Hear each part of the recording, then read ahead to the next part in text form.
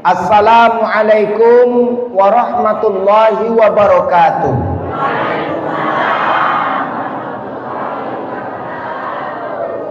Yang saya hormati Ibu Kepala Desa yang sempat hadir.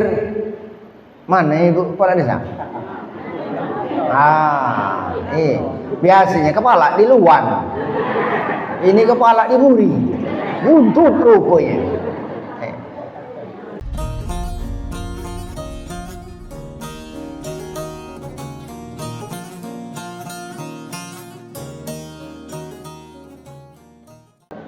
Alhamdulillah sampai kita pada bulan Rajab berkumpul kita bersilaturahmi yang bagi saya pematang Baksal ini memiliki sejarah.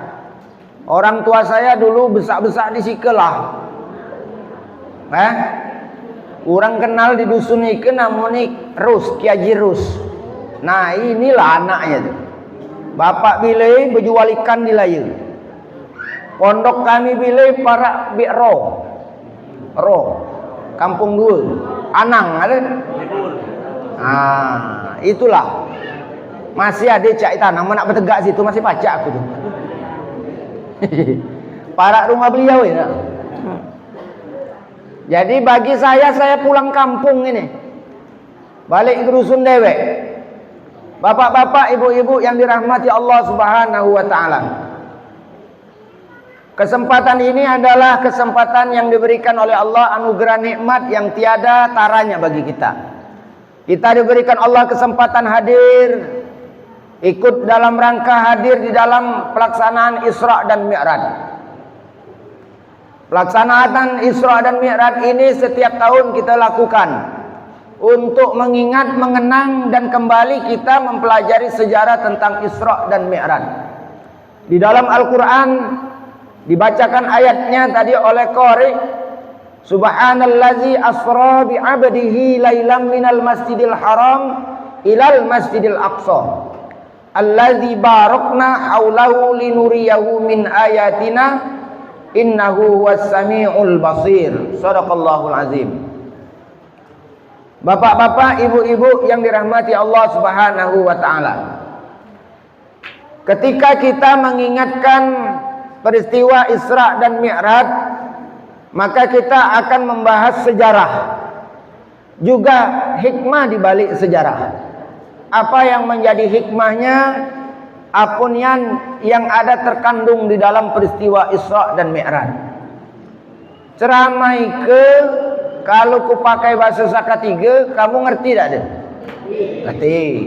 Kalau bahasa Pegagan, ngerti. Kalau bahasa Pemulutan, apa lagi? Jadi ceramah sehari ketiga bahasa. Saka 3, Pegagan, Pemulutan. Izinkan saya cegir dulu. Itu Pegagan. Jurang Pegagan cegir.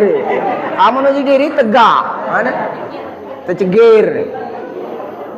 Bapak-bapak, ibu-ibu yang dirahmati Allah Subhanahu wa taala. Aku tuh galak sebetulnya duduk. Cuma pecak lebih tua lagi.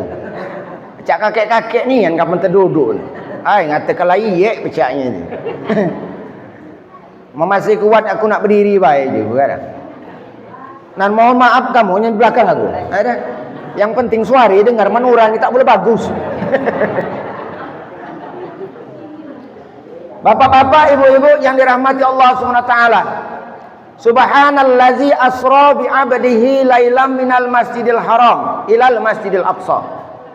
Dalam riwayat diungkapkan sejarah tentang Isra dan Mi'raj itu, dan di Al-Quran disebutkan surah Al-Isra ayat 1. Maha suci Allah yang memperjalankan hambanya di suatu malam dari Masjidil Haram ke Masjidil Aqsa. Lalu Nabi Muhammad SAW naik ke Sidratul Muntaha yang tempatnya itu berada di atas langit yang ketujuh. Waktunya 1 malam. Kalau menurut akal pikiran rasanya tak masuk akal. Takkan ada Nabi Muhammad berjalan dari Masjidil Haram di Mekah ke Masjidil Aqsa Palestina. Menurut informasi kalau dulu dengan menaiki onta 2 bulan baru sampai ke Masjidil Aqsa. Amun Mbak Kari naik pesawat cepat 2 jam sampai. Mbak Kari. Apalagi sedang perang Mbak Kari, tambah cepat, rudal lewat situ. Naik ke Sidratul Muntaha. Begitu sebelum subuh Nabilah balik. Itu riwayatnya. Orang tidak percaya. Kenapa tidak percaya? Karena itu mukjizat. Sesuatu yang di luar jangkauan manusia diberikan kepada seorang nabi yang khusus, itulah disebut mukjizat. Kalau diberikan setiap orang bukan mukjizat, tapi karena diberikan khusus oleh Allah kepada Nabi Muhammad, maka itu adalah mukjizat. Bapak-bapak, ibu-ibu yang dirahmati Allah Subhanahu wa taala. Sekarang kita lihat, kalau tidak masuk akal, ya, tapi dia bisa dipikirkan menggunakan akal. Allah sudah sebutkan, Maha Suci Allah yang memperjalankan hambanya dari Masjid Haram ke Masjidil Aqsa di waktu malam. Berarti Nabi Muhammad bukan berjalan sendiri, tapi diperjalankan oleh Allah. Ini yang perlu kita percaya dulu. Nabi Muhammad bukan berjalan berdasarkan kemampuan Nabi Muhammad sebagai seorang manusia, tapi Nabi Muhammad berjalan atas kemampuan Allah, karena Allah yang memperjalankan. Apa Ustaz bedanya Ustaz? Kalau kita berjalan dengan kemampuan kita, artinya kemampuan manusia.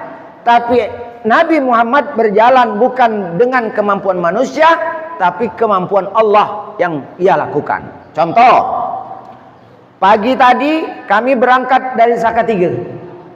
Nah, semut Salatiga milu naik mobil, merayap dia. Naik ban, naiklah pucuk mobil tadi, menam di pinggir kaca spion.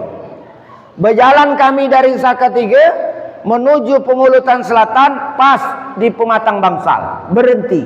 Semut itu bakal kedang berkayau, nyingok Pematang Bangsal. Ujinya alang kebagus masjid ini, terjenguk dengan Pak Yanto ini. Bertemulah dia, terjenguk dengan tanaman-tanaman di sini. Uji semut tadi. Setelah kami ceramah, aku balik lagi jam 11, lebih kurang jam 12 sampai lagi ke Salatiga. Nah, semut tadi masih ada di pucuk mobil tadi. Bilu balik pula semut tadi. Kapan datang ke Salatiga, semut tadi ceramah. Saudara, dulur-dulurku gale-gale. Uji semut tadi. Aku baru balik dari Pematang Bangsal. Semut itu pakai bahasa Salatiga karena semut Salatiga. Kan betul? Aku baru balik dari Pematang Bangsal. Uji semut tadi. Apa jawab semut yang ada di rumah kami tadi? Yang pinggir rumah, tak mungkin uji kau sampai ke Pematang Bangsal, pergi pagi zohor lah balik. Uji semut tadi, karena semut berpikir menggunakan kemampuan semut, tapi ternyata semut berjalan menggunakan kemampuan manusia. Masuk akal ada? Nah, kamu tak percaya baliklah. Tiguna aku ceramah. Begitulah Isra dan Mi'raj. Ketika Nabi berjalan dari Masjidil Haram ke Masjidil Aqsa, naik ke Sidratul Muntaha, Nabi tidak menggunakan kemampuan manusia sebagai seorang manusia, tapi Nabi menggunakan kemampuan Allah. Allah yang memperjalankan. Maka disebut dalam ayat Asra, kami perjalankan. Dan kita yakin, karena ada yang tak yakin, orang kafir tak yakin, tak percaya dia. Saking tidak percaya sampai ngetes Nabi. Ketika Nabi bercerita saya Isra dan Mi'raj tadi malam, orang kafir mulai mencemooh. Ini tidak mungkin Muhammad bin Abdullah itu sudah Isra Mi'raj dari Masjid Haram ke Masjidil Aqsa, naik ke langit, turun lagi sebelum subuh. Tak mungkin. Dikatakan gila jinilah Muhammad ini. Karena menurut akal tak masuk akal. Uji Nabi Muhammad, baiklah ceritanya. Kalau macam itu kami nak ngetes. Nanti akan ada rombongan yang kembali, uji Nabi Muhammad, berdagang dari Palestina. Orang Mekah berdagang ke Palestina. Rombongan itu akan kembali lebih kurang 3 hari lagi. Maka kamu tanyakan, karena saya ketemu dengan rombongan itu. Rombongan itu hilang untonya aja di lembah yang dia sebutkan. Hilang unta rombongan itu, taruhlah hilangnya di Matang Bangsal, taruhlah itu. Untonya tadi hilang di situ. Becarian. Saat dia becarian, saya lewat di atas mereka, menaiki buruk, uji Nabi. Kunjuk tahu unta kamu ada di pinggir sungai Lebung, uji dia kira-kira itu kan. Suara itu memberikan petunjuk. Lalu kami mencari, dan onta itu dibajui atau disampul dengan permadani berwarna merah. Singkat cerita Bapak Ibu sekalian, datanglah rombongan itu 3 hari berikut. Ditanyakan oleh orang yang tak percaya tadi, adakah cerita kamu kehilangan onta? Ujurang tuh, ada nian. Di mana kamu hilang onta? Sungai Lebung. Betulkah onta itu memiliki baju berwarna merah? Betul, bahwa cerita Nabi tidak meleset dari apa yang dilihat. Rombongan itu meyakinkan benar. Tapi rombongan Abu Jahal masih tidak percaya itulah. Itu rombongan Abu Jahal. Kamu tuh. Nabi Muhammad itu banyak. Mamang ada Abu Lahab mamang Nabi. Musuh Nabi Abu Jahal. Pokoknya abu-abu itu musuh gitu. Ada tak ada abu sih. Yang baik ada. Abu Thalib mamang nih Abdul Muthalib kakeknya. Bapak Ibu hadirin yang dirahmati Allah Subhanahu wa taala.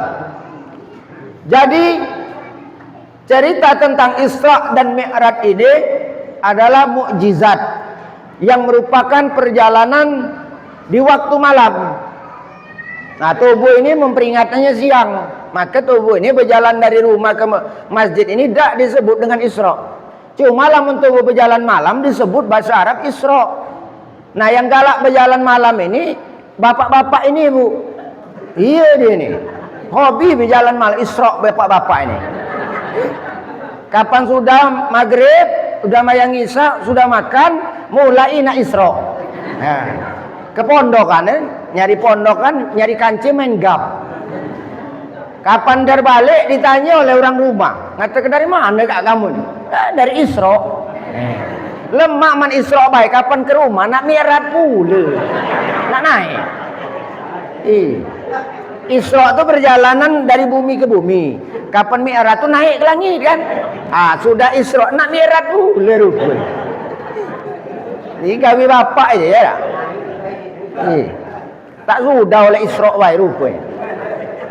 Bapak Ibu hadirin yang dirahmati Allah Subhanahu wa taala.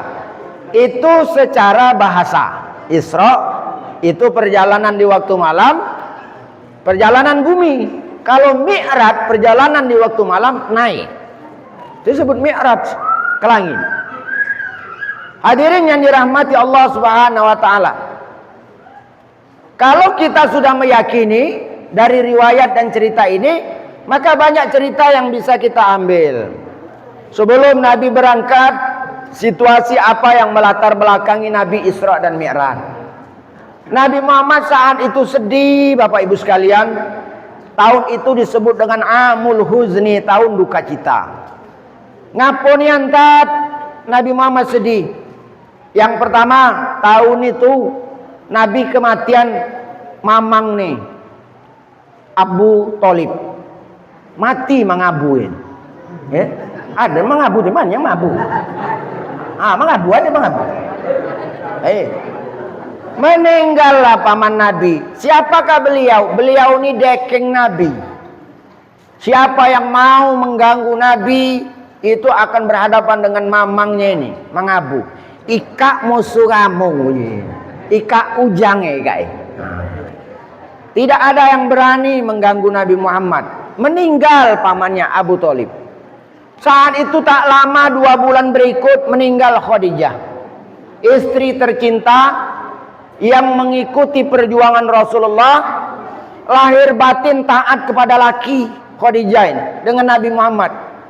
Dia duit banyak, semua harta diserahkan kepada Nabi Muhammad untuk berjuang, untuk menegakkan kalimat la ilaha illallah. Itu Khadijah. Nabi sedih. Kenapa ibu-ibu Nabi sedih? Karena Khadijah sangat berarti dalam hidup Nabi.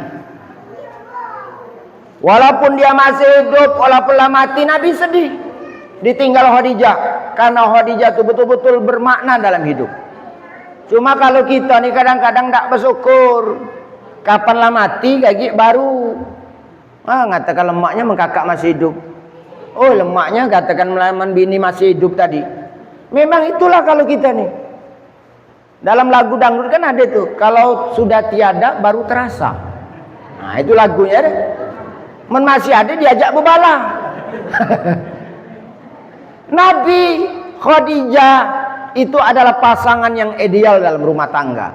Sehingga ketika Nabi Muhammad SAW meninggal dunia, Khadijah meninggal dunia, Nabi Muhammad sedih. Ibu bayangkan, kami laki-laki ini, kalau istri yang soleha taat, itu bukan main kami sayang dengan bini. Cuma hati-hati juga, ada yang sebaliknya. Tak sayang dengan laki, tak sayang dengan bini. Maka ketika dia pergi, tak lama berbini lagi. Itu masalahnya. Tapi kalau tidak, oh itu lama kenangan. Apalagi Pak, kita punya bini baik bukan main. Saat dia masih hidup, semua pekerjaan mulai bangun tidur dibereskan. Ingat waktu subuh, sembahyang subuh. Sudah sembahyang subuh sebelum kita berangkat begawi, berangkat ke umum, mulai dia sudah siapkan makanan, lah masak ketan tumis atau ketan rebus, lah dimasakkannya. Kopi lah disiapkannya. Lamun tepeci kita pergi bermotor, Pak Kari ada, motor lah diangkatkannya pula. Oleh bini baik tadi. Sehingganya Kak, yayangku silakan berangkat, semua sudah siap. Selamat jalan dan jangan lupa kembali. Jadi tadi kan doa kita ya. Apa tuh tak terkenang terus dengan baik bini macam ini. Bapak Ibu hadirin yang dirahmati Allah Subhanahu wa taala. Seorang istri juga begitu. Kalau memiliki suami yang baik, dia akan terkenang. Oh, ngatakan sejak laki tak kata ketika merisepukat kita. Coba mana ada laki dulu tak ada kita merisepukat tengah lebak macam ini. Pacak laki tu hubung kata kamu merisepukat. Ini laki tak kata lagi tiga merisepukat pengilar kita galanya merise. Terasa kakak masih hidup diolah ke terus. Kapan demam dikit kakak tadi jengoklah ngatakan, yuk mana kakak? Tu nak jengok kakak mau tidur tu lah gawinya. Padahal laki yang demam. Jangan Bu, pelihara kami laki-laki ni. Dijaga kami laki ni. Kami ni amanah. Kalau tidak diambil oleh Allah, diambil wanita lain.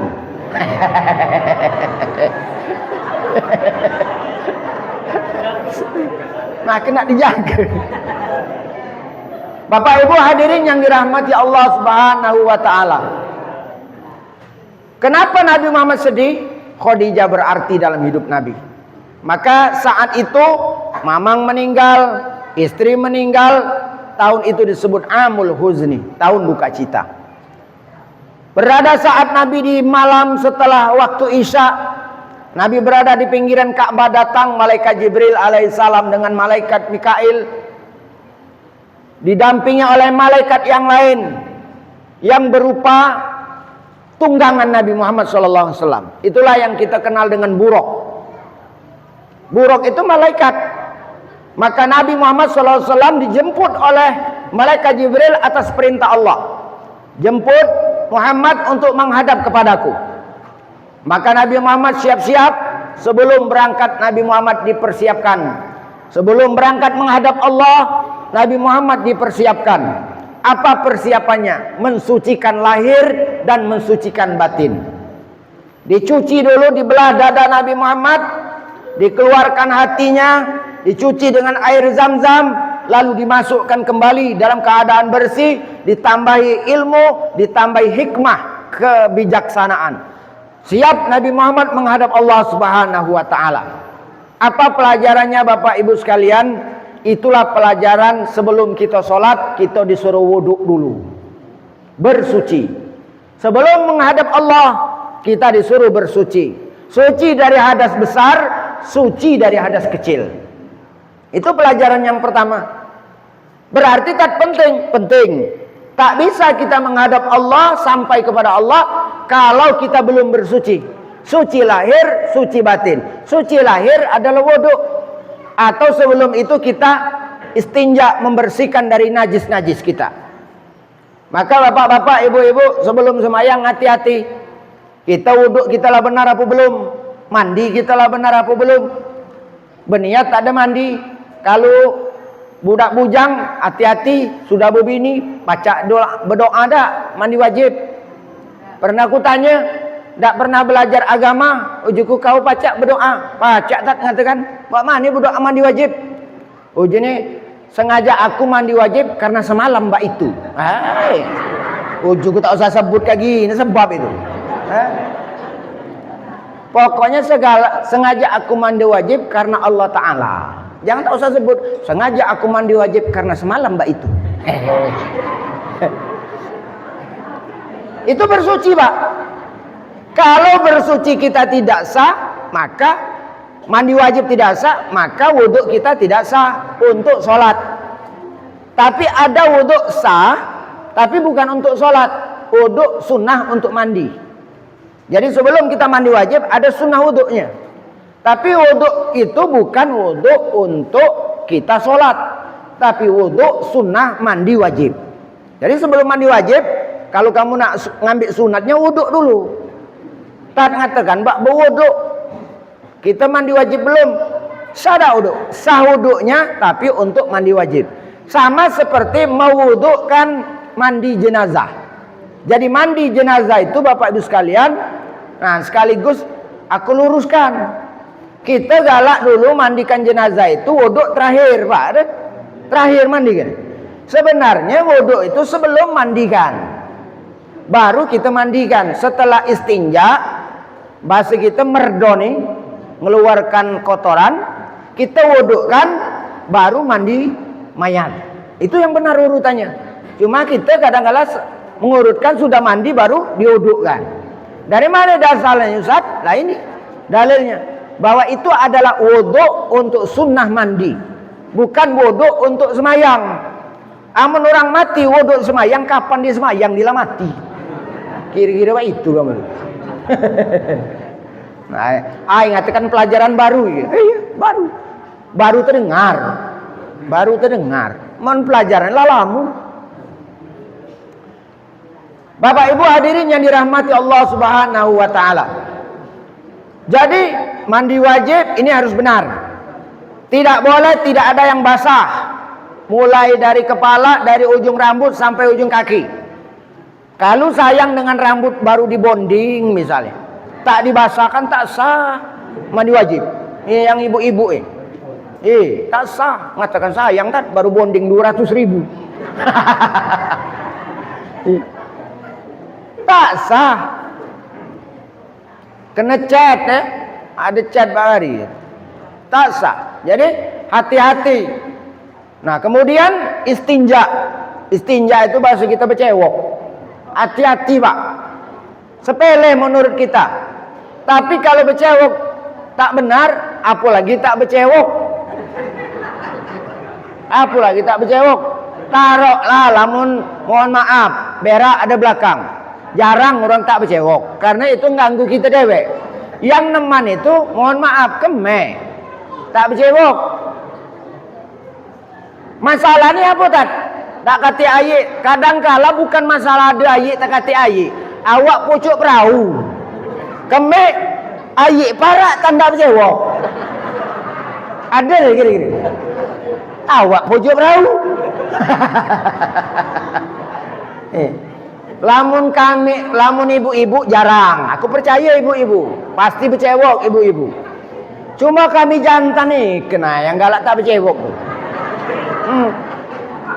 Kami jantan juga tadi lah di pojok perahu. Keme pinggir ayi lagi tak bercewok. Pinggir ayi apa lagi jauh dari ayi. Itu kamu tuh. Ya aku hobi mancing juga galak terpikir tahu seorang. Ngata kata jungkal lagi. Ujung tak bercewok. Hah? Yang di darat, sopir mobil merantau misalnya naik mobil, itu galak tak bercewok, turun dari mobil, mulai nyari nyipi dikit pinggir lawang mobil, pas para ban, laju ke merah, ayi tak kata, tak rumah ni kata ni ke, sebat kalau di umpan ni kepak.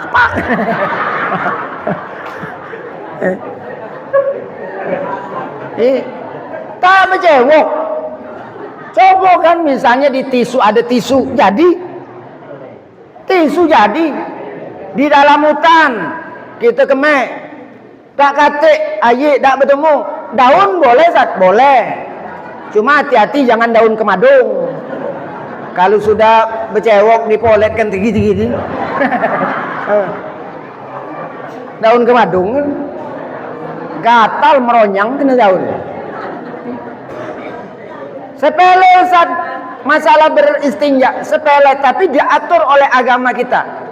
Kalau kamu wudu, cuma kemek tak bercewok tadi, tak sah, Pak. Semayangmu tak sah. Kenapa tidak sah? Mengandung najis. Nyari kena awak pas sendiri. Semayang payah masih tak sah. Kenapa? Karena kemek tak bercewok. Bagaimana akibatnya? Satu saat Nabi melintas di perkuburan. Berhenti Nabi di perkuburan itu, lalu Nabi turun. Kapan turun? Nabi ngambil pelepah kurma, dibelah 2 ekor, dicagakkan di kuburan itu. Nah, bagi sekok. Kapan dicagakkan?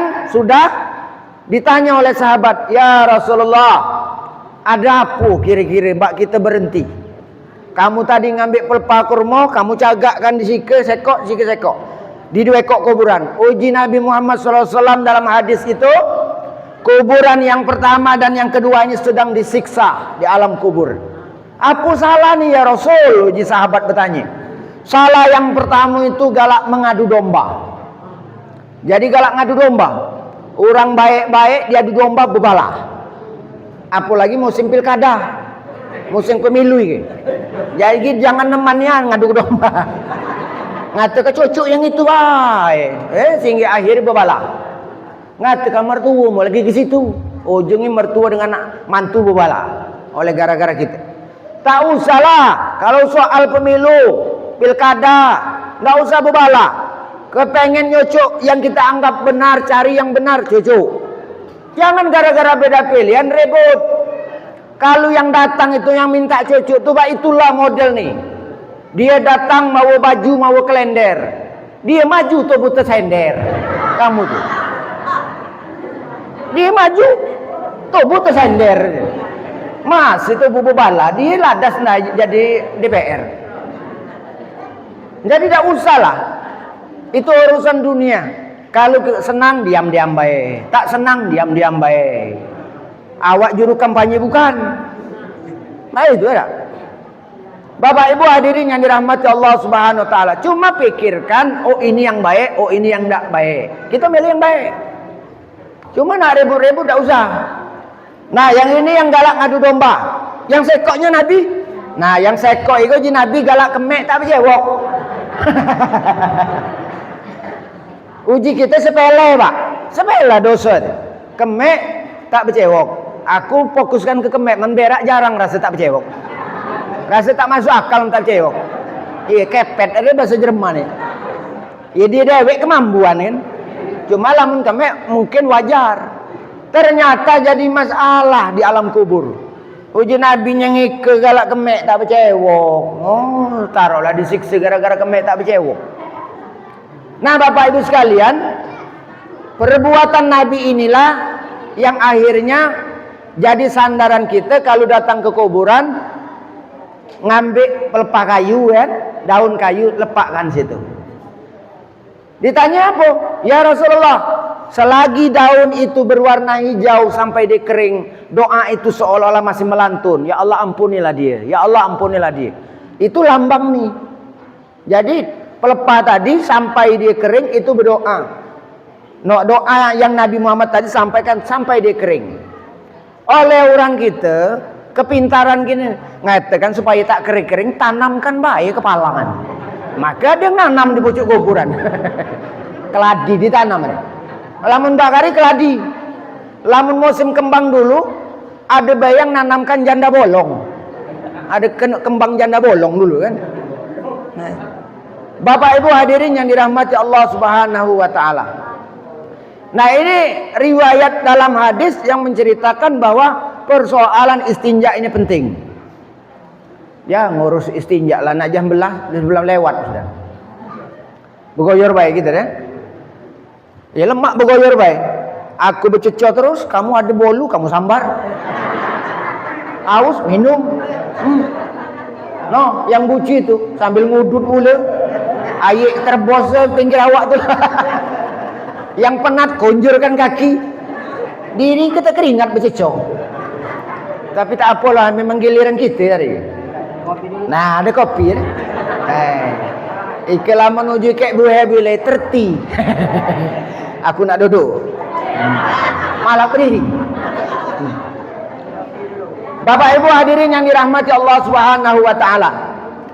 Dalam kesempatan ini kita diingatkan Allah melalui Rasulnya tentang ajaran untuk beristinja, lalu kemudian wudu, lalu kemudian mandi wajib. Nah, wudu benar-benar supaya sholat kita diterima oleh Allah. Jangan basing wudu. Basing wudu, mencuci muka tak sampai ke dagu, kelepak-kelepok baik. Tangan baik itu baik saling celupkan. Nyuci kaki disepak-sepak baik. Ngaceng kobok aja. Ya sayang sholat payah gara-gara wudu tak sah, laju tak diterima oleh Allah. Jangan sampai perbuatan kita tuh sia-sia karena dianggap sepele. Jadi mulai wudu tuh benar-benar lah. Cuci muka, niat dalam hati, kemudian nyuci tangan sampai siku, lalu kemudian membasuh sebagian kepala. Telinga sunat hukum nih, kamu tak masuk telinga, sah masih wudu kamu. Cuma kalau kamu tak nyapu sebagian kepala, tak sah. Sebagian kepala mencuci kaki. Yang terakhir tertib. Itulah wudu. Harus tertib tak? Harus tertib. Mbak mani lamun aku mandi batang hari. Nawaitul wudu'a li raf'il hadasil asghari lillahi ta'ala tuh nganjok. Pak balik dari mana? Ngatakan sudah aku wudu. Salah ada kiri. Salah ada kiri. Tak sah. Ngapo tak sah? Kan terbasuh gale lah. Tak tertib. Tak ada tertib. Tertib itu mendahulukan yang dahulu, mengemudikan yang kemudi. Maka Imam Syafi'i katakan tertib. Kalau tadi barangan kelentung begini kayak berangkat sudah katakan wudu aku. Wudu harus betul. Kalau tidak ada air, maka caranya tayamum. Tayamum itu membasuh niat nawaitu tayammuma li istibahatis sholah. Jadi aku sengaja tayamum untuk melaksanakan sholat lillahi ta'ala. Pakai debu tayamum tuh. Terpakai kapan? Kalau ayi tak kate, kalau kondisi kita sakit itu tayamum. Kalau kita sakit kena ayi kaki masalah, boleh kita tayamum. Cuma kita mengusap wajah dan mengusap tangan. Dua kok gerakan, kaki tak ada. Tak kate. Apalagi kumur-kumur dulu dengan lebu. Tak kate tayamum. Dan tayamum itu dia pengganti mandi wajib, dia pengganti wudu. Andai kata kamu sakit, tak boleh kena air.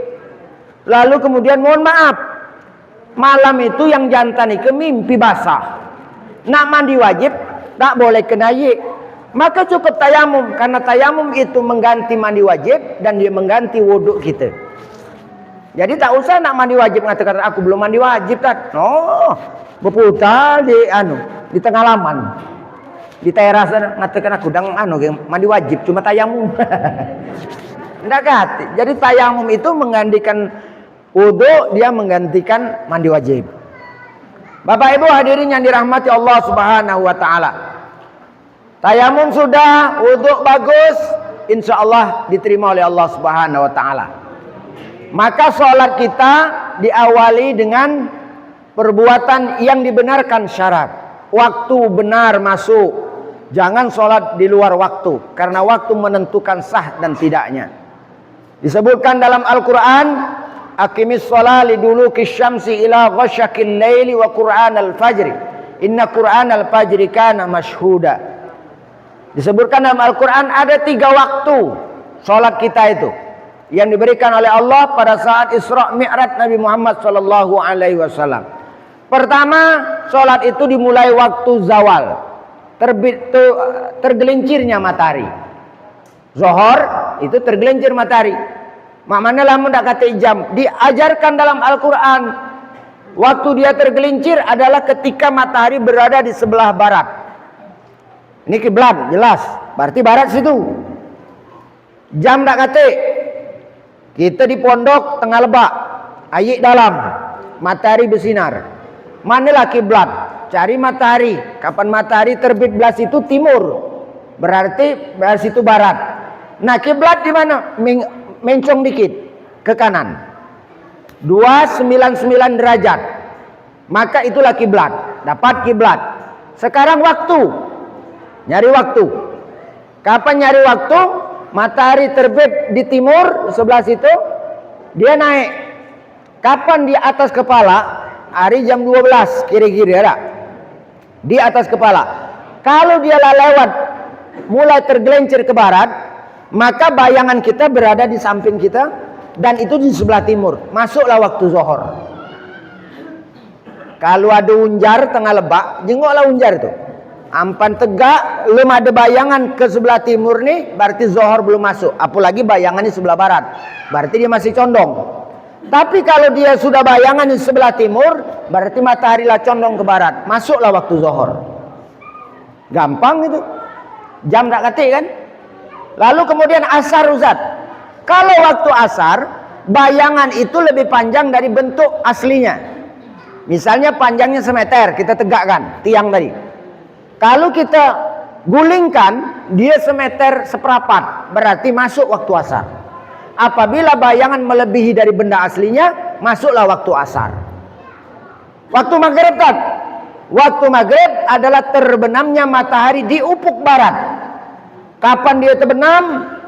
Tak terjengok lagi matahari, tapi masih ada kuning-kuning, abang. Tapi matahari lah hilang. Masuklah waktu maghrib. Tak mana lamun hari tak terang, hujan. Ada tanda alam. Apa tanda alam? Kelelawar keluar. Banyak dia keluar. Itu tanda alam. Biasa dilebak ke banyak tanda itu. Bahkan bapakku dulu pernah cerita itu. Ujiannya kami dilebak dulu. Nawi waktu maghrib berbuka dengan kelawar tulah. Kapan kelawarannya itu keluar berarti maghrib kami berbuka. Berarti tempat ikelah bapak cerita dulu. Pondok dulu. Bapak ibu sekalian. Jadi yang galak keluar maghrib itu orang semayang, dia keluar kelelawar itu. Orang semayang maghrib dia merisepukan, nyari bebek, gawi ini. Itu udah kelelawaran itu. Lamun nak nyari bebek petang-petang sebelum maghrib carilah. Ike nyari bebek tak balik, mayang maghrib lewat ujung. Tak baca iblis itu selalu menggoda. Ujinya kaki baik, bebek juga lu marak pondok. Uji tadi dah. Menggoda kita. Maka Bapak Ibu hadirin yang dirahmati Allah Subhanahu wa taala. Waktu Isya Ustaz, waktu Isya hilangnya mega-mega merah. Yang merah tadi hilang, yang di barat situ kan.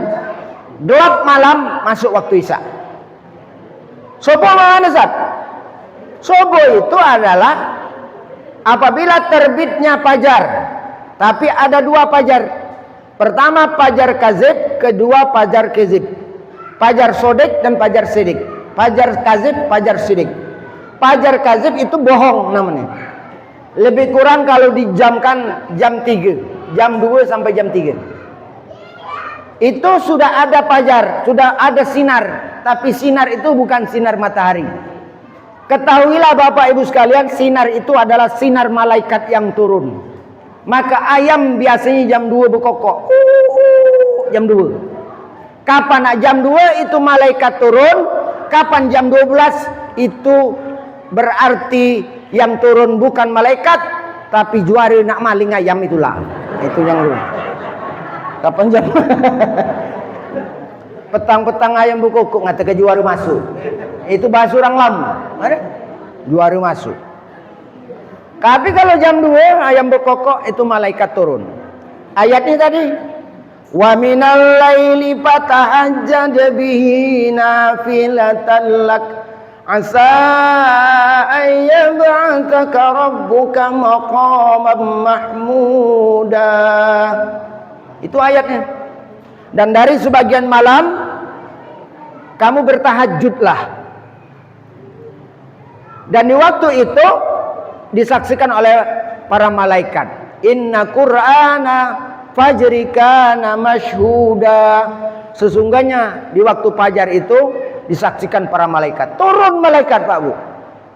Tak mengatakan aku tak pernah menyaksikan malaikat karena kamu tak galak ingat malam. Galak ingat malam cuma ngerurui gawi lain. Bukan ngerurui malaikat para diri itulah. Iya, menyangjantan ini ngerurui bidadari itulah dia. Iya. Bapak Ibu hadirin yang dirahmati Allah Subhanahu wa taala. Subuh pertama belum datang. Uji Al-Quran disebutkan apabila kamu mampu membedakan antara benang putih dan benang hitam di luar tanpa ada bantuan cahaya, kamu mampu membedakan oh ini warna hitam, oh ini warna putih, maka masuklah waktu subuh. Itu kalau kita puasa jelas. Jadi kalau dak kata jam, sebetulnya dak kata alasan menggalak semayang. Angat ketat aku dak tahu waktu, dak ada semayang. Itu dak galak semayang. Amun galak ilmu agama lengkap, alam diajarkan, apalagi teknologi, ada jam tangan, ada HP.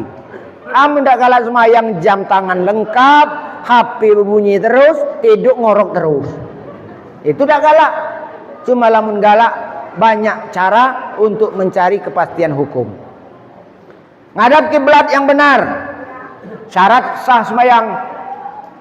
Ustaz, kalau aku tak tahu kiblat, cari barat, cari timur, dapat barat, belok dikit ke arah derajat 299 dapat. Dikit baik. Nah, ke barat itu di situ. Nah, dia jadi barat daya di situ. Maka mudah nyari kiblat. Kalau dalam perjalanan, apa harus ngadap kiblat? Tak. Kamu naik ketek, naik tongkang. Tongkang bersandar. Ngatakan nak sembahyang zuhur. Tongkang belum berangkat. Kita mulai sembahyang zuhur. Allahu Akbar. Tak lama tongkang bergerak. Dum dum dum dum dum dum dum dum dum dum dum dum dum. Berputarlah tongkang. Nah, ngatakan kiblat lo salah kiblat.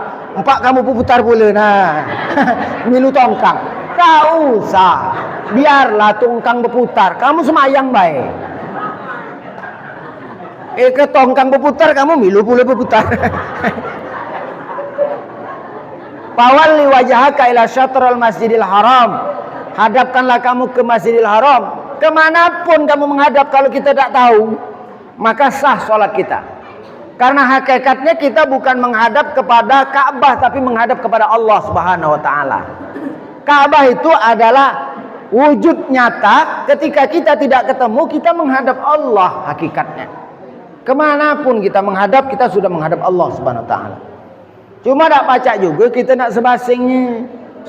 Ngapa kita nak searah supaya tertib. Coba kamu bayangkan, lamun tak diatur arah, kita semayang masjid ini. Ada ngadap kulu, ada ngadap kilir, ada ke darat, ke laut, loh, kalau saling sendiri, baik. Minggiru ngatakan. Cuma karena menghadap sama ke kiblat, maka teratur. Maka sawu sufufakum. Rapatkan, luruskan barisan. Karena barisannya satu arah. Tapi kalau tidak satu arah, barisan tak akan lurus, tak akan bisa kita merapatkan. Karena lain tujuannya Bapak Ibu sekalian. Bapak Ibu hadirin yang dirahmati Allah Subhanahu wa taala. Sampai kita pada persoalan sholat kita. Kiblat sudah dapat, pakaian kita bersih. Tak boleh ada najis.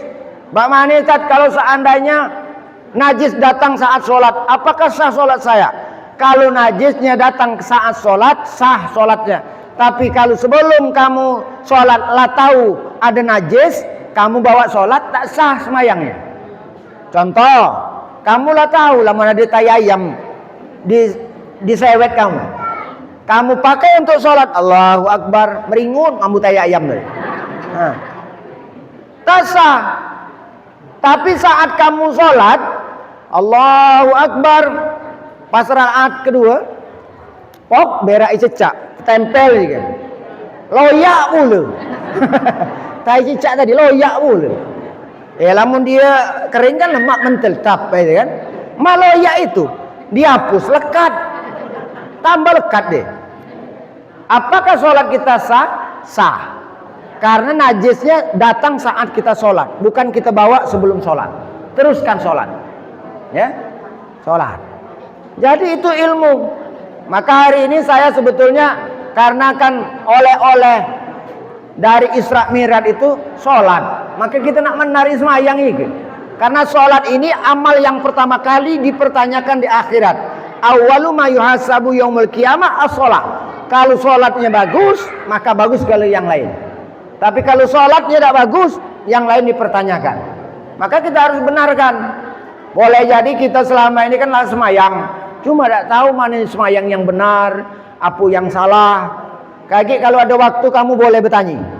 Jadi sebelum kututup, siapa punya bertanyalah. Tanya masalah semayang. Bapak Ibu hadirin yang dirahmati Allah Subhanahu wa taala. Sudah siap semayang, sudah lengkap, pakaian bagus rapi, menutup aurat, jangan sampai terbuka. Hati-hati ibu-ibu, masalah mukena. Bahasa kita telkung. Rambut jangan sampai keluar. Ya, jadi telkung tuh pakailah telkung yang bagus. Jangan telkung latai lalatan mambu tak keruan nancap, mambu tabak. Jadi telkung tuh cuci sekali-sekali. Jangan tai lalatan gali telkung, nyengok lagi ngeri. Ngatakan ada tak untuk hari raya. Kalau sampai hari raya, mentak sampai yang makai bini muda. Kamu tuh. Lagi ada pakaian pakai, karena dia akan menjadi saksi. Arya yang meli pula. Jangan kita basah untuk awak dewek. Ini berpakaian irit, apalagi untuk ibadah. Mohon maaf, kalau ibu-ibu telkung, kalau bapak-bapak ni baju kepiah, bagus-bagus. Uji Allah, khuzu zinatakum inda kulli masjid. Ambil pakaian yang terbagus untuk kamu masuk masjid. Jangan kondangan baik. Kondangan bagus gale. Pakai baju mahal, pakai tas pula, ngengkeng, segala emas dipakai, kalung dipakai, gelang dipakai. Kapan kondangan? Kapan ngadap Allah? Pakai telkung tai lalat. Uji Allah kau ikut ambanian. Kondangan kau pakam ngadap aku basing baik. Kapan sare minta dengan aku ya Allah. Kan malu sebenarnya kita. Oleh tak baca baik bertemu kita. Kebenaran malu kita dengan Allah. Ngadap manusia kita pakam ngaribu kades cak cetonian. Rapi tak jamak ngaribu kades. Kapan semayang telkung tadi tai lalat, lah koyak pula. Bapak Ibu hadirin yang dirahmati Allah Subhanahu wa taala. Semua siap salat. Bagaimana salat bisa khusyuk? Mantapkan hati. Tadi dicuci batin sebelum berangkat Nabi. Itu mantapkan hati, niat yang lurus. Khusyuk salat. Allahu Akbar. Memandang tempat sujud, jangan mandang tempat lain. Memang kadangkala kita dipengaruhi oleh lingkungan Pak Bu. Maka itu Nabi melarang di masjid, di musola atau pakaian kita membuat orang lain tak khusyuk. Contoh, ada cara musim pilkada, musim pilek pilpres ya, banyak baju iklan Mbak Kari. Kan ada banyak merek. Kamu dapat baju merasa bangga hari Jumat dipakai oleh bapak-bapak. Ngambillah barisan depan. Depan. Yang makmum di belakang situ mulai ngangkat takbir. Allahu Akbar, coblos nomor 2. Ceto mentak usuk yang belakang tadi. Kapan nyengok yang belah situ itu pula. Allahu Akbar, coblos nomor 1. Nah, jadi teparak 1 dan 2 ini. Enggak lah semayang tadi mikirkan. Nah, no, itu nomor 1 ke nomor 2 presiden aja kan. Manilah ngatakannya nomor 3. Urung semayang oleh mikir ka baju orang tadi. Dah usuk. Maka dilarang kita pakai baju yang bermerek macam-macam itu. Jangan kalau sholat. Makruh hukumnya. Karena pernah Aisyah itu buat bebar bahasa kita. Karena Masjidil Nabawi itu kan rumah Nabi sebelah. Nah, gambarnya bebek, angsa. Begitu sahabat masuk, nyengok. Kapan sahabat datang, nyengok bebek tadi. Uji Nabi Aisyah, lepas ini. Ganti yang polos. Diganti yang polos perintah, Pak. Itu dasarnya. Supaya tidak mengganggu kehusyukan sholat. Apa maksudnya? Kalau nak sholat, Bapak Ibu sekalian, kira-kira jangan ada yang mengganggu secara pandangan mata. Kalau misalnya kamu masak, kompor dan hidup, mati ya dulu. Jangan terpikir. Jangan terpikir. Amun dang bermasak, Allahu Akbar, motung kaki rebusan ku tadi. Pasti dah usuk kamu. Pasti dah usuk. Apalagi ada yang dijaga. Kebenaran laki tadi balik agak kemalaman. Cuma simpanan ikan tebakang tadi ada. Uji ni dek, katakan panggang ikan tebakang tu siap kak uji ni, untuk makan malam lagi. Laki balik agak kemalaman. Kau nak semayang maghrib dulu lah dek, uji ni kan. Boleh punya anak sekok baru hidup di Lebak tadi ada, di pondok tadi. Tidur anak ni tadi, dia semayang maghrib. Kapan semayang maghrib? Allahu Akbar. Ternyata makanan lah siap, ikan tadi lah siap, kucing mulai marah. Nah, ada. Rakaat kedua, bak mani ni kucing ke bak marak-marak terus ini. Itu jengok kan, dari situ hidangan, ikut semayang, cari pondok kecil. Akhirnya dia nyari akal, maca sudah Al-Fatihah, maca ayat yang kira-kira pacak ngusir dari kucing tadi. Qul huwallahu ahad, Allahus samad. Mele dia kuluhu, pas kalimat Allahus samad, terlompat kucing tadi. Kucing terlompat, sholat itu batal. Semayang sambil ngerah kucing, judulin. Ada lagi. Semayang sambil bergesah dengan orang lain. Allahu Akbar. Rakaat pertama, ada cara semayang asar. Rakaat kedua, masuk rakaat ketiga, berangkat dari tahiyat awal. Tak. Assalamualaikum yuk. Tamu tadi. Dia masih usuk. Allah Akbar. Aja nih, dalam hati nih, ada tamu. Aku ke semayang. Terus tadi. Tak. Assalamualaikum yuk. Duit BLT cair. Nah, dengar BLT tadi. Mulai tak usuk. Kaji jini balik kau tuh. Aku ke semayang kan. Bergancang takbir tadi. Untuk ngenjuk tahu tadi, dikuatkanlah. Allahu Akbar. Kira-kira tunggu aku dan semayang. Berarti kita sholat sambil ngajak bergesah orang lain. Itu yang menyebabkan kita tak sah. Bapak Ibu hadirin yang dirahmati Allah Subhanahu wa taala, mudah-mudahan apa yang saya sampaikan ini dapat memperbaiki sholat kita, dapat memperbaiki yang sudah kita lakukan barangkali salah, kurang tepat, kurang benar, dan sesuatu yang mungkin perlu kita perbaiki, yang dulu kita meyakini itu benar, oh ternyata kurang benar. Selalu belajar dan jangan pernah berhenti. Belajar orang tua itu tak kata lain, hadir ke pengajian, dengar cawisan. Kapan ada cawisan datang. Cawisan datang Bapak, Cak Sari kena. Datang kan. Uji kamu Ustaz, aku tuh tak temakan dengan materi Ustaz. Tak termakan, yang jelas ada makanan. Tak termakan dengan materi pengajian, makan yang ada zikir. Alang kelemak sebetulnya. Makan dapat, ilmu dapat, duduk ngunjur baik, surga menanti. Daripada duduk di pondokan di rumah, gawi tak katik, ngetam belum, merencam belum, hingga melamun tulah mikirkan di mana tukar utangan nih. BLT tak cair lagi ngatikan nih.